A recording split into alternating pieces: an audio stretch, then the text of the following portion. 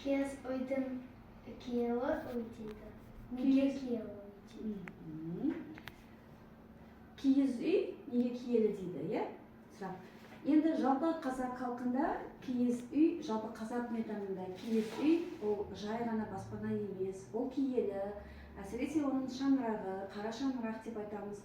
Себебі шаңырақ деп отырғанымыз ол ата бабамыздың рухының ұрпақпен байланыстыратын белгісі ретінде ерекше қадірленеді.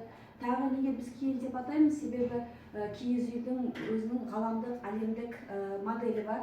Ал енді керегеміз ол жер дегенді білдіреді. Сонымен қатар неге біз киіз үйді киелі деп атаймыз? Себебі босаға, табалдырықтың өзін біз алтын босаға деп атаймыз. Яғни ол қауіпсіздікті білдірген келген қонақ, мысалы үйге кіргенде киіз үйге қонақты үй иесі оларды қорғайтын болып саналған екен. Және де оның киіз үйдің құрылымына келетін болсақ, жаңағы шаңырағымыз, босағамыз немесе керегеміз, олардың барлығы да осы ұлттық құндылықты бізге тәрбие беретін жиынтық деп те атауымызға болады. Сол себепті киіз үйіміз ақ киізден құрылғандықтан да өзі ақ деген тазалықтың белгісі, және де ол ақ ниетті, берекені, бірлікті білдіреді. Сол себепті де біздің киіз үй киелі болып саналады екен қазақ халқында. Киіз үйдің ең құрметті бөлігі қандай?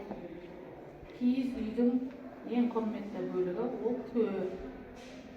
Төр ол қонақ жайлылықтың белгісі.